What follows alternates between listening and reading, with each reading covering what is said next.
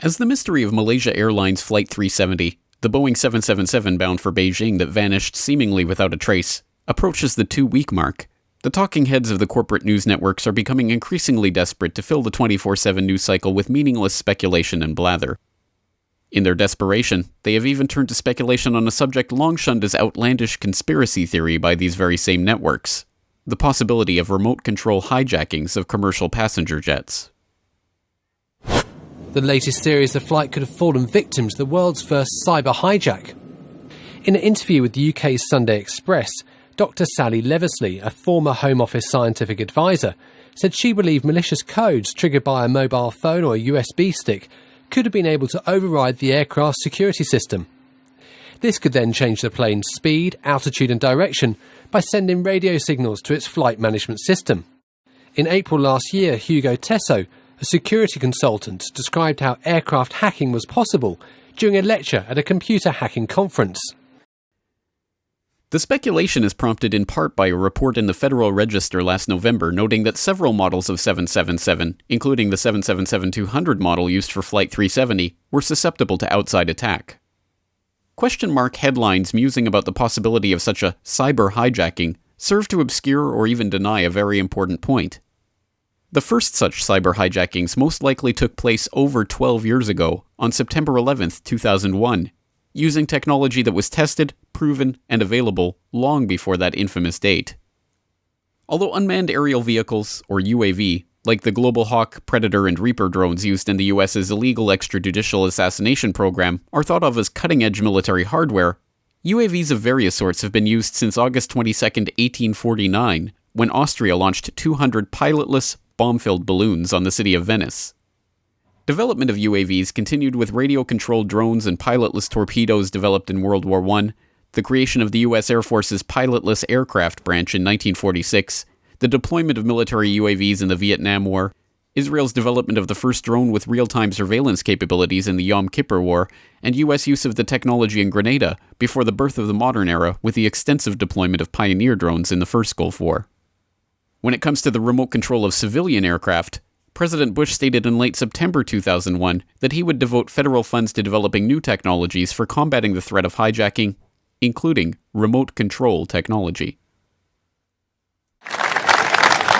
And we will look at all kinds of technologies to make sure that our airlines are safe, and for example, including technology to enable controllers to take over distressed aircraft and land it by remote control.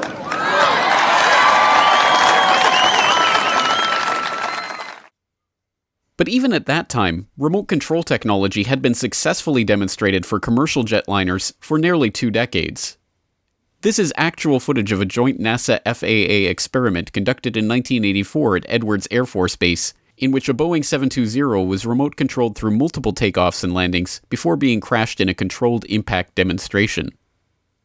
In August of 2001, this technology was further demonstrated by Raytheon, which successfully took off and landed a Boeing 727 6 times at Holloman Air Force Base in New Mexico without a pilot on board. Raytheon also developed a sensor suite for the Air Force's Global Hawk drones, and Raytheon Network-Centric Systems has recently won multiple contracts to help develop advanced communication systems for the E-4B, the U.S. government's so-called doomsday plane that was spotted above the White House shortly before the strike on the Pentagon, and which has since been confirmed was one of 4 functioning doomsday planes operating in the skies on that day. It appeared overhead just before 10 a.m., a 4-engine jet banking slowly in the nation's most off-limits airspace, on the White House grounds and the rooftop, a nervous scramble.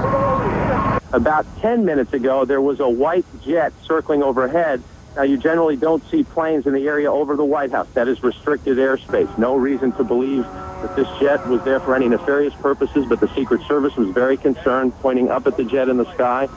And still today, no one will offer an official explanation of what we saw. 2 government sources familiar with the incident tell CNN it was a military aircraft, and say the details are classified.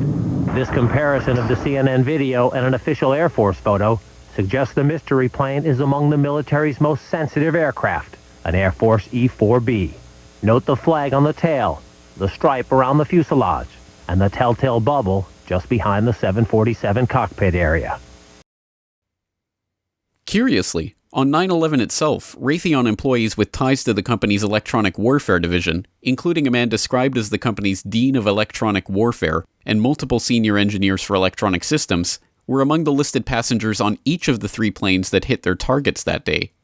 Raytheon also had an office in WTC-2 on the 91st floor, and despite the fact that there were only 4 survivors from the Twin Towers who were above the impact zone at the time of the plane hits, no Raytheon employees died in the office that day. Another curious connection presents itself in Dov Zakheim, the comptroller of the Bush Pentagon and, until taking over his Pentagon role in 2001, CEO of SBC International, a subsidiary of System Planning Corporation, which provides a so-called flight termination system for the U.S. military that the company boasts provides a fully redundant turnkey range safety and test system for remote control and flight termination of airborne test vehicles. As comptroller of the Pentagon, Zakheim was responsible for the trillions of dollars that could not be accounted for in the Pentagon's books at the time of 9/11, and which prompted Secretary of Defense Rumsfeld to declare a war on bureaucracy on September 10th, 2001. Pentagon, the day before 9/11, Secretary of Defense Donald Rumsfeld declared war, not on foreign terrorists. The adversary is closer to home. It's the Pentagon bureaucracy. He said money wasted by the military poses a serious threat. In fact, it could be said that it's a matter of life and death. Rumsfeld promised change, but the next day, the world changed. And in the rush to fund the war on terrorism, the war on waste seems to have been forgotten. My 03 budget calls for more than $48 billion in new defense spending. More money for the Pentagon when its own auditors admit the military cannot account for 25% of what it already spends. According to some estimates, we cannot track $2.3 trillion in transactions. Flight 77 was supposedly piloted by Hani Hanjour, a flight school dropout who could not handle a Cessna 172, but somehow managed to steer a 757 in an 8,000-foot descending 270-degree corkscrew turn at 500 miles per hour to come exactly level with the ground. Neither experienced pilots nor aviation officials could believe that such a move could be pulled off with such precision at such high speeds by any but the most experienced pilot. Watching the flight on her radar screen, Dulles International Airport air traffic controller later remarked, "The speed, the maneuverability, the way that he turned, we all thought in the radar room, all of us experienced air traffic controllers, that was a military plane." By what we are expected to believe is a massive coincidence, the flight ended up hitting the Pentagon in the budget analyst office, where the DoD staffers overseen by Zakheim were working on the question of the missing trillions. This is a picture of the location of the victims of the Pentagon attack that was released as part of the prosecution exhibits at the trial of Zacarias Moussaoui. It depicts the offices that were destroyed in the attack, including the office of Resource Services Washington, a team of 65 civilian accountants, bookkeepers, and budget analysts, 34 of whom died on September 11th, 2001. As a Pittsburgh Post-Gazette article of December 20th, 2001 noted, Robert Jaworski, the director of the office, was faced with the task of choosing which of his colleagues' funerals he would attend because he could not physically attend them all. The office's role in processing information regarding the unaccounted for $2.3 trillion has never been established by outside researchers and, in fact, has never even been inquired into by professional journalists. An Arlington County after-action report on the rescue and cleanup response at the Pentagon, however, notes that, quote, "It was also the end of the fiscal year, and important budget information was in the damaged area." As 9/11 researcher Aidan Monahan told the Corbett Report in 2011, the remote control hypothesis also makes sense of various anomalies in the flight path of United 175 that hit World Trade Center 2.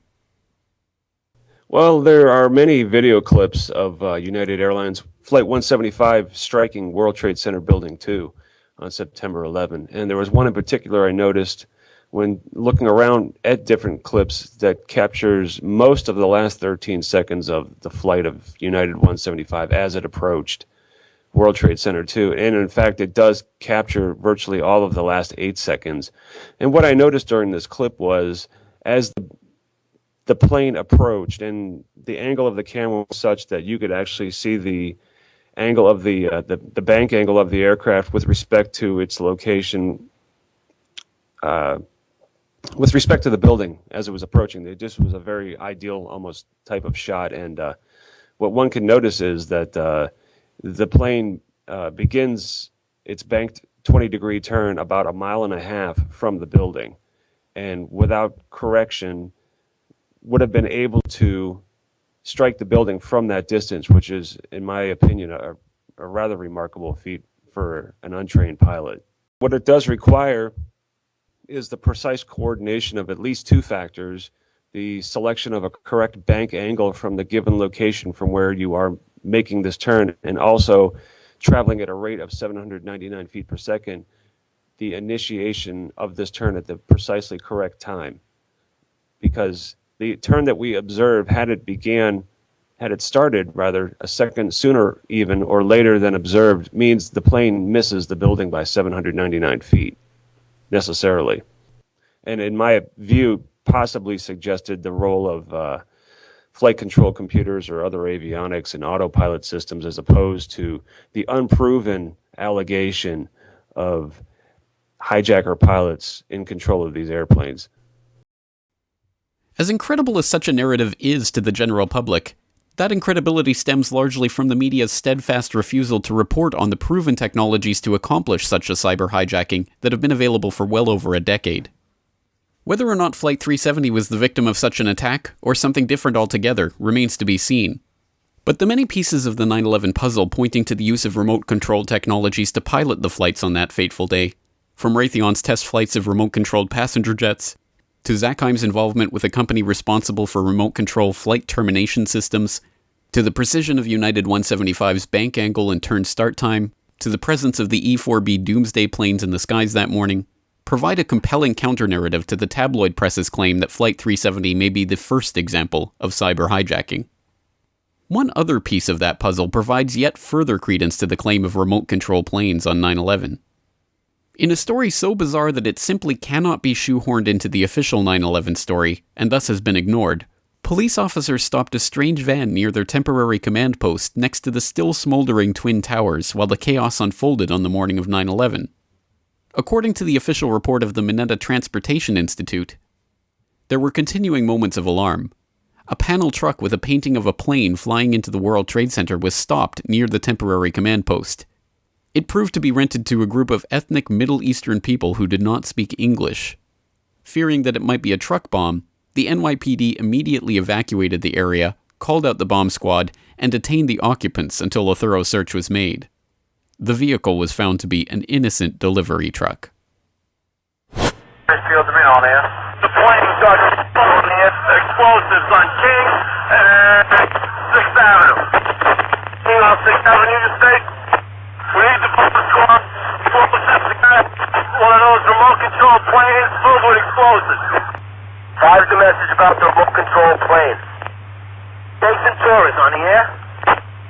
Central, clear the air for the message about the plane. Central, I got a message on that plane. It's a big truck with a mural painted of an airplane diving into New York City and exploding. I don't know what's in the truck. The truck is in between 6th and 7th on King Street. Alright, Central, I'll send the issue to bomb squad there for Westgate. No explanation of who these men were or why they had a picture of a remote-controlled jet flying into the World Trade Center painted on their delivery van on the morning of 9/11 have ever been provided, much less even asked for by the complacent, complicit mainstream media. If and when more details of the missing Malaysian Airlines flight do eventually surface, don't expect the media to do any better job answering questions about it, or connecting any of the 9/11 dots in what may very well have been the world's first cyber hijacking, nearly 13 years ago. This video is brought to you by the subscribers of BoilingFrogsPost.com. For more information on this and other topics, please go to BoilingFrogsPost.com. For more information and commentary from James Corbett, please go to CorbettReport.com.